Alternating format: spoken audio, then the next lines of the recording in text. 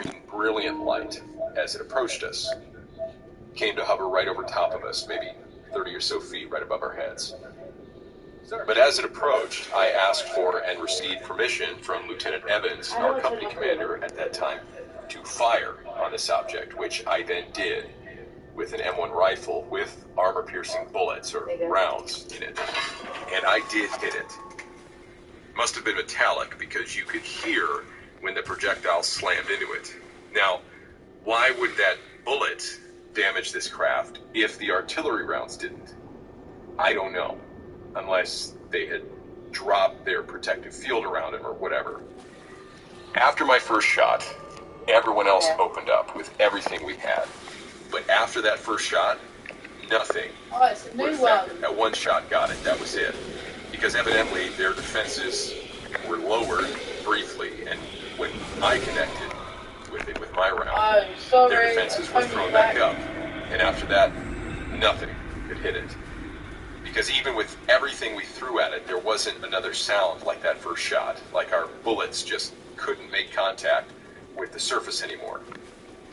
So now, right when my round hit it, the object started going wild. And the light was going on and off, and it went off completely once, briefly. And it was moving erratically from side to side as though it might crash into the ground. And then we heard sound, which we had heard no sound previous to this. The sound of diesel locomotives revving up. It was a deep sound, like it was winding up, like it was trying to recover from the bullet impact. And then we were attacked. I guess you would call it that. In any event, we were swept by some form of ray that was emitted in pulses, waves that you could visually see only when it was aiming directly at you. That is to say, like a searchlight sweeps around, and the segments of light, you would see it coming at you. And when this thing hit you, you would feel a burning, tingling sensation all over your body, as though something were penetrating through you. And so the company commander, Lieutenant Evans, hauled us immediately into our bunkers. We didn't know what was going to happen. We were scared. Anyway, these are underground dugouts where you have peepholes to look out to fire at the enemy. So I'm in my bunker with another man. We're peeping out at this thing. It hovered over us for a while, lit up the whole area with its light that I'm telling you about. And then I saw it shoot off at a 45-degree angle. Just that quick. It was there and it's gone. That quick. And it was as though that was the end of it. But 3 days later, the entire company of men had to be evacuated by ambulance. They had to cut roads in there and haul them out. They were too weak to walk. And they had dysentery, and then subsequently, when the doctors did see them, they had an extremely high white blood cell count, which the doctors could not account for. In the military, especially the Army, each day you file a report, a company report. Now, we had a confab about that. What do we do about this? Do we file it in the report or not? And the consensus was no. Yeah, I just because they'd lock every one of us up and think we were crazy. At that time, no such thing as a UFO had ever been heard of, and we didn't know what it was. And I still don't know what it was. Öppna vår fest familj.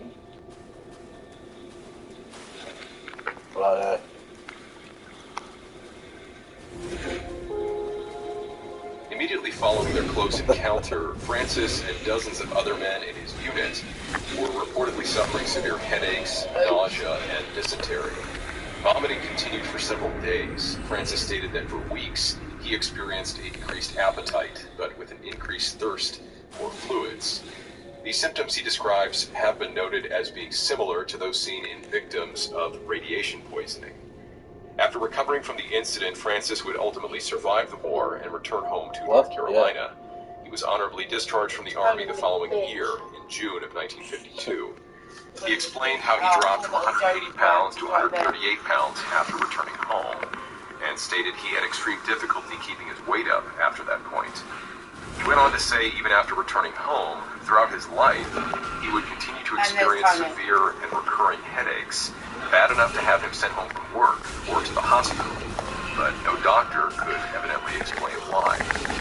Since the time of the event, he reported experiencing periods of disorientation and memory loss.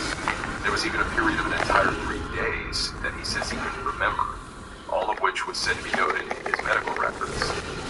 These additional symptoms are similar to those described by others who have come forward about their own close encounters with these strange objects. In 1987, Francis conducted an interview in which he shared this story with a Mr. John Timmerman, who was project manager for the photo exhibit of the J. Allen Hynek Center for UFO Studies. When asked if he told the story to anyone else before the interview, Francis laughed and said, "Yes, I've told my wife and children. I have related this story to them many times over since coming back from Korea, but you know how it is with things like that." They said, "Uh-huh," yeah, and they go on, and that's the end of it.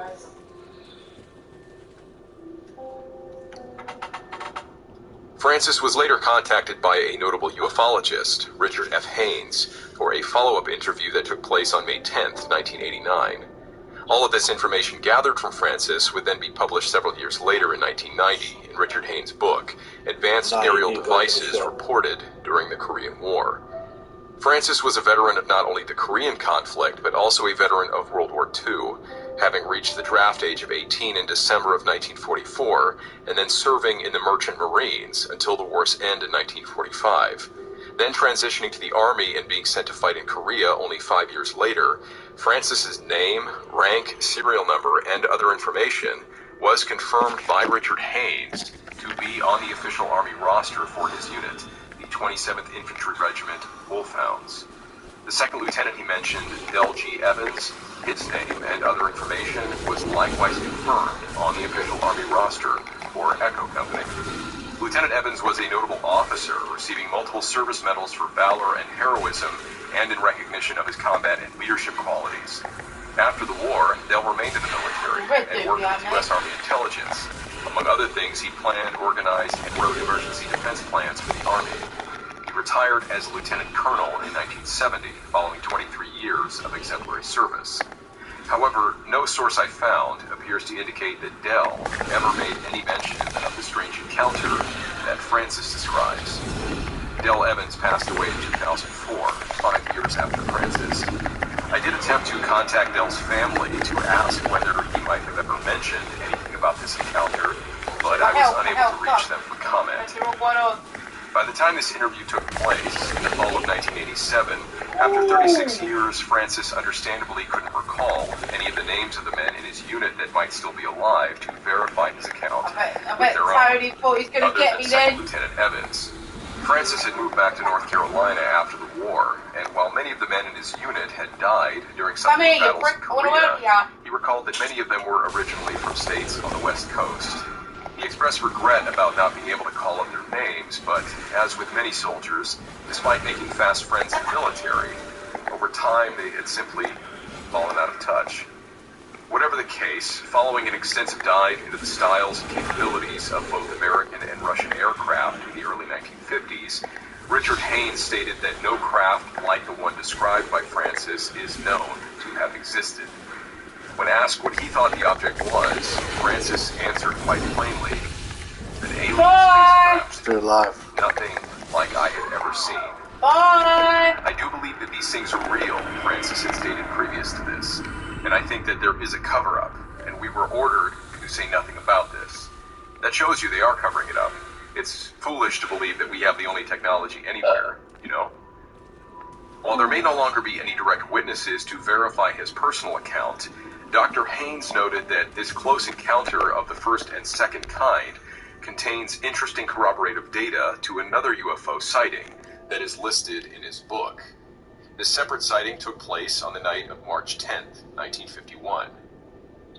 How to get an ISA that pays cashback and doesn't charge account fees. Join Trading 212 by the...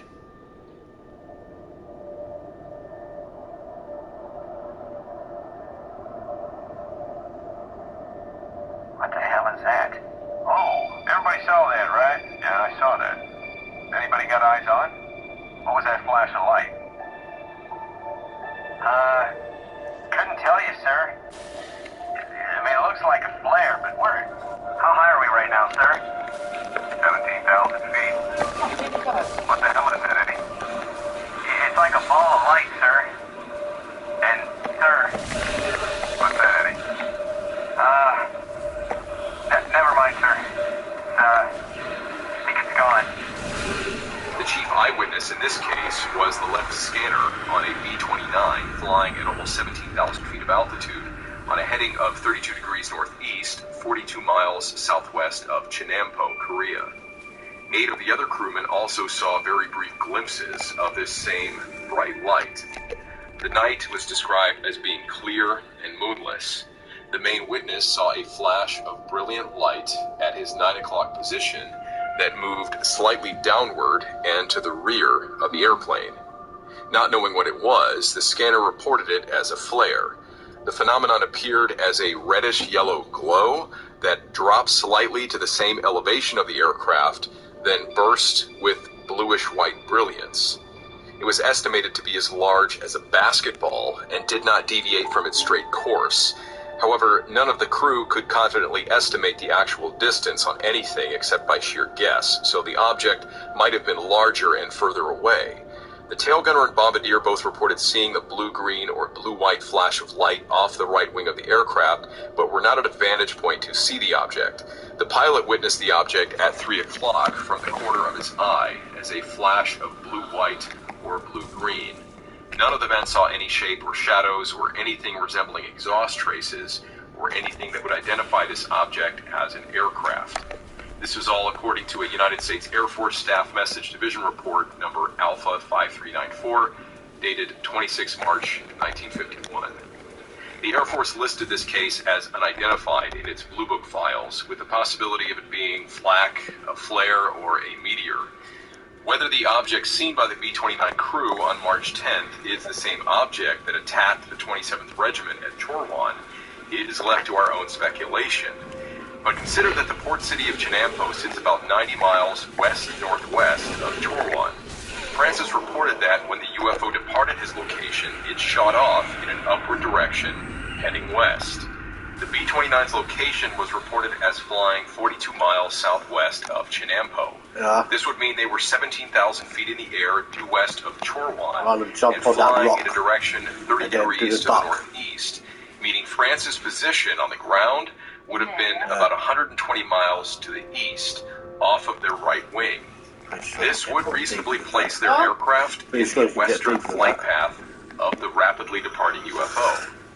That, and seeing as the object was spotted off the right wing of the plane, and that its size and distance was indeterminable in the dark sky, this would also fit, since they said that the sky was clear, and that the object would have to approach their position from the east, from their right side.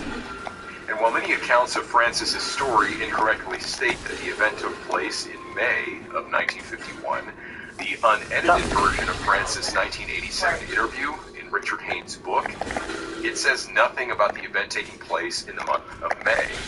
Francis seems unable to recall the exact date and merely stated that the UFO encounter occurred in the early spring.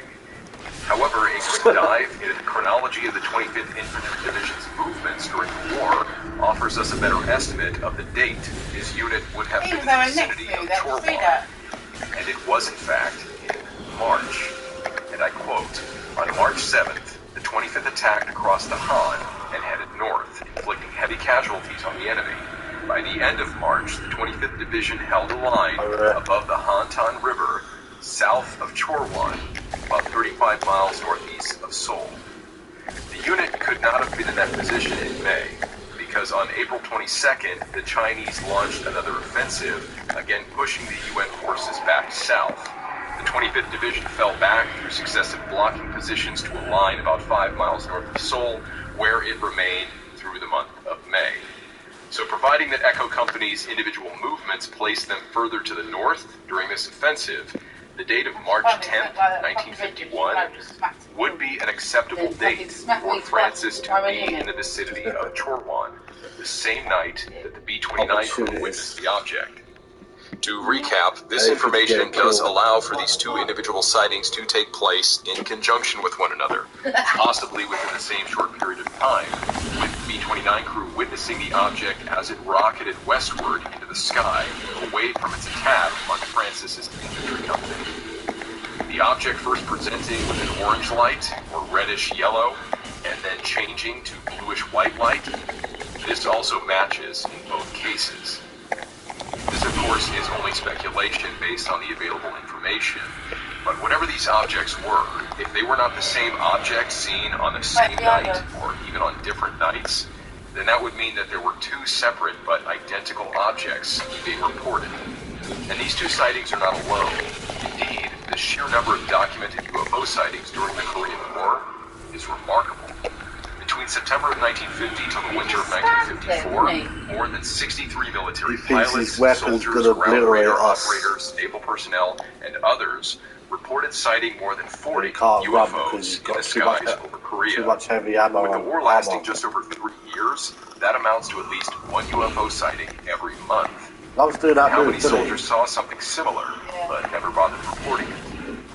Along with events back home in the States, such as the Mantell UFO incident and other UFO sightings over American military bases around the time of World War II, it does seem the number of UFO reports by the U.S. military during the war in Korea are possibly what prompted the U.S. government to seriously investigate these sorts of incidents in an effort to evaluate what might amount to a potential military threat. The U.S. Air Force established the highly classified Project Blue Book in March of 1952. Francis is certainly not alone in his belief that the large majority of these reported events have long been concealed from the public. His comments about this were made in 1987, and 30 years later, recent disclosures of military secrets about UFOs certainly do nothing to disprove his and others' long-held suspicions. A BBC article written in January 2023 pointed out that newly declassified U.S. government documents are revealing that sightings and reports of UFOs or UAPs by hundreds of U.S. service members means that these are hardly an unusual occurrence.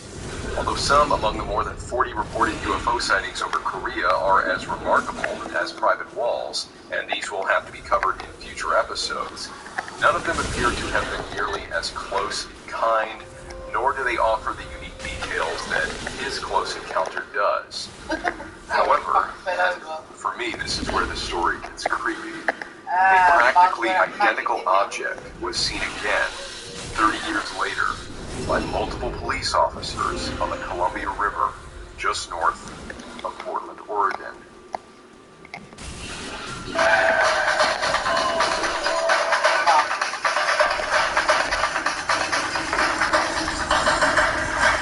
Just north of Portland, Oregon.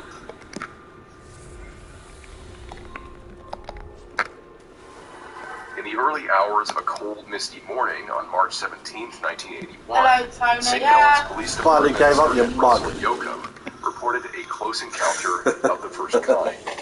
At 4:03 a.m., Yoakum was patrolling Highway 30 west of the Columbia River when he spotted a bright light moving in an easterly direction toward the Portland Airport upriver. While aircraft were known to regularly pass over the area on the way to the airport, he noted that the light was unusually bright, so much that it lit up the river like the sun was just coming up, like the whole area around the object was in broad daylight. I thought it was an aircraft landing light, but it was brighter than a normal landing light would be, Yoakum told the National Enquirer in 1981. Convinced that the light was not an aircraft, Yoakum radioed headquarters and then headed to the county courthouse to view the unidentified flying object from the banks of the Columbia River. A few local citizens and 2 Oregon State police officers, Ricky Cade and Tom McCartney, joined him there, and Yoakum got in contact with a man named Donald Askins via CB radio.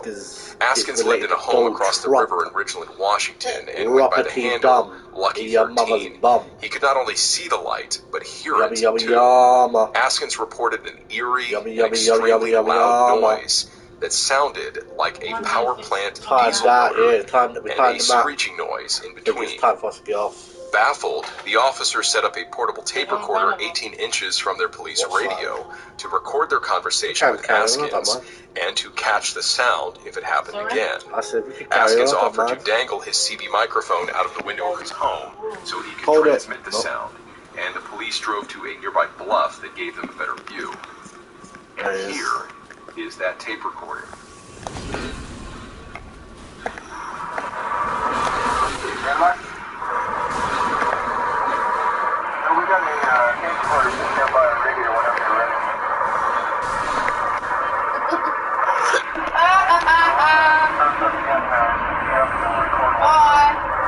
I wonder how many people all gave the finger.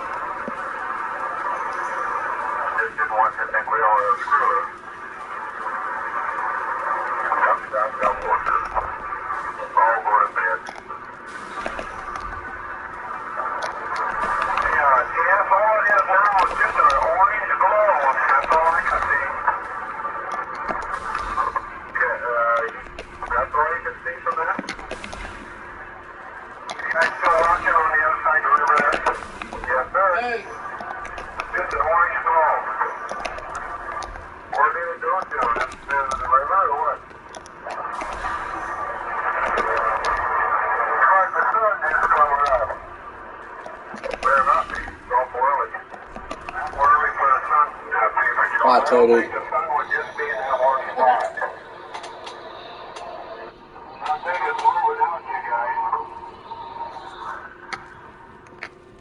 At approximately 4:29 a.m., the light, this object, then began emitting the strange sound again.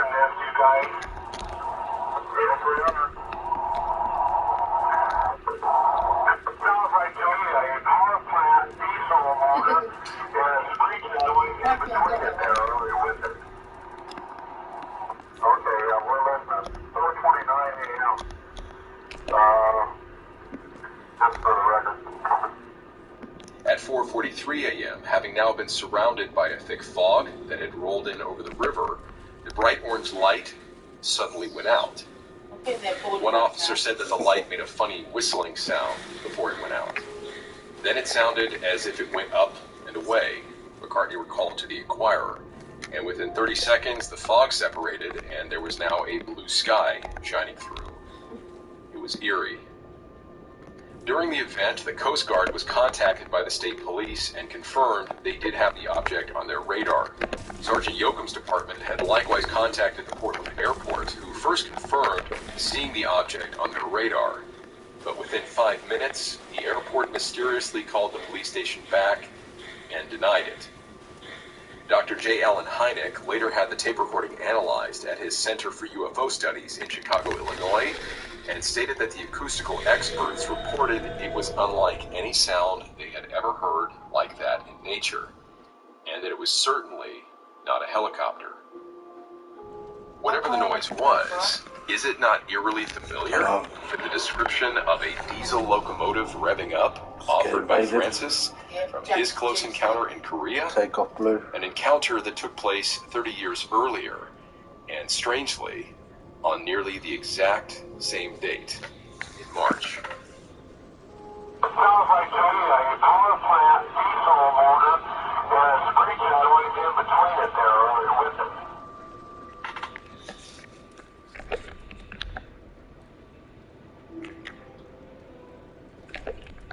Francis Wall retired in 1969 at the relatively young age of just 42. His daughter, Renee Denny, stated that he spent the next 30 years out of work, struggling with the after effects of the war, what was overlooked then but would likely be diagnosed now as a form of PTSD. He was especially affected by the sounds of airplanes and once knocked his own mother and sister to the ground after mistaking them for enemy troops.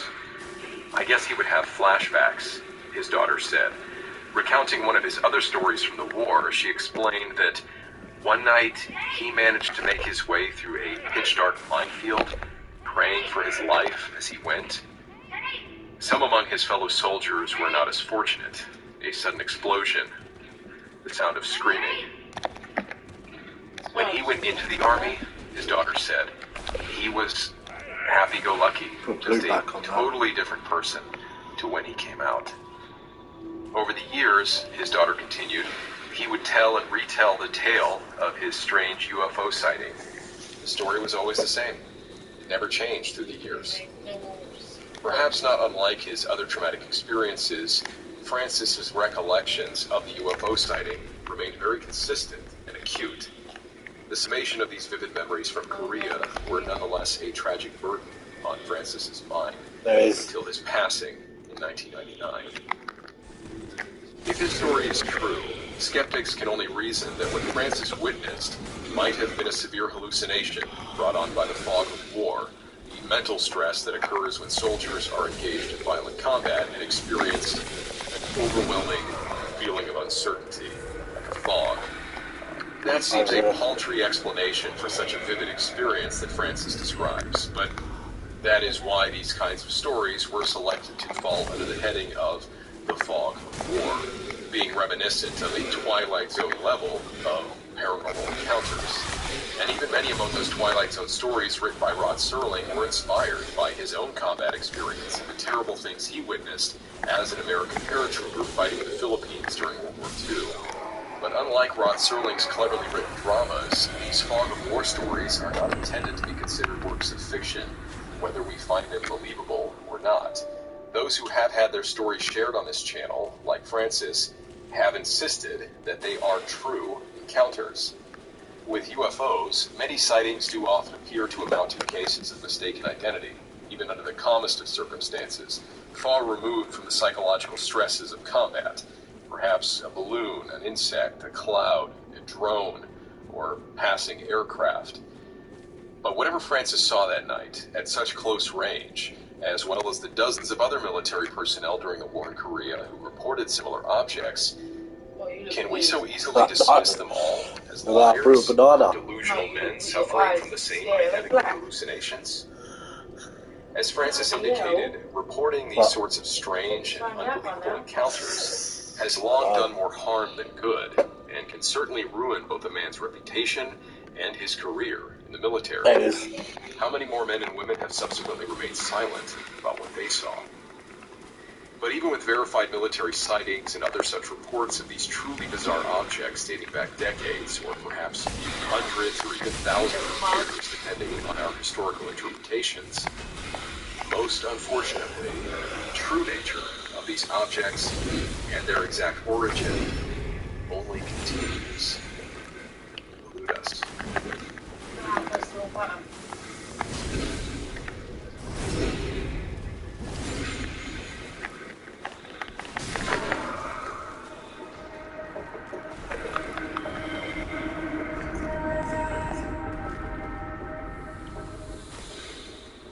Thanks for sticking around for the credits. I don't really have a lot to offer you in addition to what was covered in the episode, other than to say that this is one of the more remarkable UFO stories I have yet seen or... So I start off with the laser gun this time, as it is the most effective weapon in the early stages. It can wipe out all enemies with... New Hampshire, September 19th, 1961, approximately 10:30 p.m. A middle-aged couple are driving in a lonely rural area when they notice a striking irregularity in the sky. It looks like a bright star, but it moves in an unusual way. The husband suggests that it is most likely a satellite or a plane, but the more they watch it, the less certain they become. Curious, they eventually decide to stop the car and get out to get a better look at the object using binoculars. The fears in the back of their minds are soon confirmed. In their words, it was not a plane, nor a satellite, nor any other object familiar in the night sky. More certainly, it soon became clear. Whatever it was heading in their direction. The events that were about to unfold received attention from millions around the world when the victim's account was, contrary to their wishes, leaked to the public. the Betty and Barney Hill incident would go down as one of the first and one of the most important claims in history of encounters with not merely a craft allegedly from another world, but the beings said to pilot it. It was fundamental towards drawing attention to and shaping public conceptions about alien abductions. Ladies and gentlemen, hello and welcome to Fire Recording. This is the Campfire series. Join us as we tell and examine the story of the abduction of Betty and Barney Hill. Your eyes are like Barney Hill Jr., aged 39, his wife Eunice Elizabeth Hill, went by Betty, aged 41, and their dog, Jackson, named Delcy, were traveling along State Route 3, making their way to their home in Portsmouth, New Hampshire. They were on their way home from a brief, spontaneous vacation they had taken to Canada. Concerned by reports of an incoming hurricane, they planned to travel late into the night and reach home by 3 a.m. at the latest.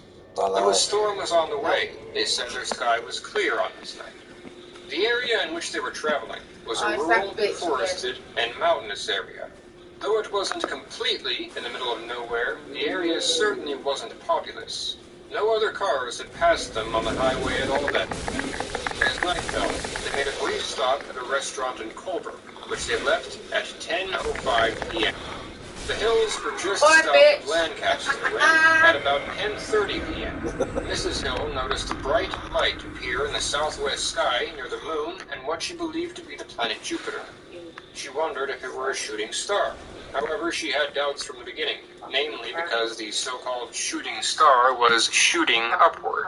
Mr. Hill assumed it was a satellite that had gone off its course. As they continued along their journey, the object seemed to become larger and brighter. Eventually, Betty suggested they stop and try to get a better look at the object. They would stop multiple times to do so, trying to view it through a pair of 7x50 binoculars. As they confirmed that it was not only moving, but observed it change its course erratically, Barney began to think, and in fact insist, that it was a plane or a helicopter. But uncertainty began to grow in the back of his mind as well. When they stopped near Cannon Mountain, the object was now to their right, and they were moving in opposite directions. Then, they observed it turn around and begin moving in their direction. Betty believed it was following them. At another stop, the object passed in front of the moon, and Betty observed what she claimed was a wingless, cigar-shaped craft, flashing a series of red, amber, blue, and green lights along its body. She immediately suspected that the object was a flying saucer. That sucks. Not only had she, like most Americans at the time, heard of the topic before, but her sister had actually claimed to have seen UFOs a few years earlier on 2 separate occasions. Barney, however, remained determined that it was an aircraft of some sort, becoming frustrated with his wife at the implication of alien spaceships. However, details such as the strange movement of the craft and the total lack of sound puzzled Betty and, privately, Barney as well. Barney began to get the feeling he was being watched. The dog began to whine as if it were afraid. At some point, Barney grabbed a .32 caliber pistol from his trunk. They resumed driving. They observed a light on the top of Cannon Mountain go off as the object flew behind the mountain.